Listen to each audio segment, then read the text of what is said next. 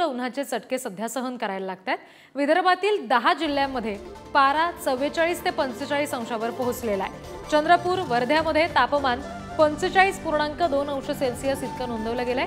नागपूर, भंडारा, अमरावती, गडचिरोली, गोंदियामध्ये पारा 44 अंशाच्या वर आहे आणि उद्या सुद्धा विदर्भात उष्णतेचा पारा वाढेल असा अंदाज वर्तवला जातोय।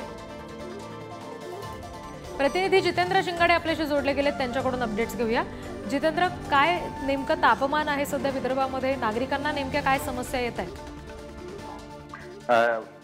रिद्धी, आपण पाहिलेलं आहे की मे महिन्याचा शेवटचा आठवडा सुरू आहे आणि या शेवटच्या आठवड्यामध्ये उष्णतेने आपला उच्चांकी तापमान गाठण्यास सुरुवात केलेली आहे। तापमान हे 47 अंशापर्यंत पोहोचलेलं होतं। सोमवारचा जर विचार केला तर चंद्रपूरच्या ब्रह्मपुरी तालुक्यामध्ये हे तापमान 47 अंश नोंदवण्यात आलं। मात्र त्यानंतर मंगळवारी तापमानामध्ये थोडी घट झालेली आहे। मात्र उकाडा जो आहे तो कायम आहे आणि विदर्भातील 10ही जिल्हे आहेत, त्या 10ही जिल्ह्यांमध्ये तापमान हे 44 अंशाच्या वरच नोंदवण्यात आलेलं आहे। या सरासरी तापमानामध्ये 1 ते 3 अंशांनी वाढ झालेली आहे आणि पुढील 5 दिवस म्हणजे आतापर्यंत 3 दिवसाचा ऑरेंज अलर्ट होता उष्णतेचा, आता हा अलर्ट जो आहे तो पुढील 5 दिवसांसाठी वाढवण्यात आलेला आहे। हवामान विभागाने त्याची माहिती दिलेली आहे। त्याचबरोबर या उष्णतेच्या बळी देखील पडत आहेत।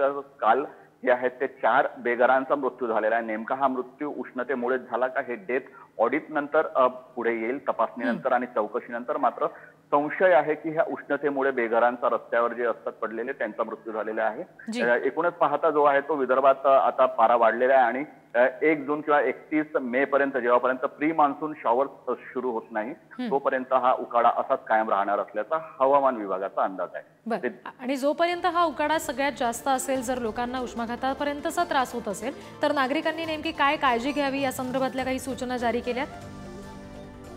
नक्कीच प्रशासनाकडून वारंवार या आवाहन करण्यात येत आहे लोकांना की दुपारच्या वेळेस म्हणजे 12 ते 5 ज्यावेळी सर्वाधिक तापमान तापलेलं असतं त्यावेळी लोकांनी आवश्यक काम नसेल तर घराबाहेर पडू नये। घराबाहेर पडायचंच असेल तर पूर्ण आपलं शरीर जे झाकून पडायचं, पांढऱ्या कपड्यांचा वापर करायचा, डोक्यावर दुपट्टा, टोपी, गॉगल्स याचा वापर करायचा, भरपूर पाणी पिण्याचं आणि सोबतच एकदम थंडी म्हणजे एसी कूलर मधून उष्णतेत जाणं हे नागरिकांनी टाळावं। त्याचबरोबर उष्णतेतून एकदम थंडीत येणंही हे टाळावं आणि सोबतच ORS असेल, ग्लुकोजचा असेल तो देखील वापर करावा आणि जर अस्वस्थ वाटू लागलं असेल तर लगेच डॉक्टरांचा सल्ला घ्यावा असंही आवाहन स्थानिक प्रशासनातर्फे करण्यात आलेलं आहे। निश्चित, आणि या सगळ्या सूचनांचं पालन करण्याचं आवाहन आपण पुढारी न्यूजच्या माध्यमातून सुद्धा करूया।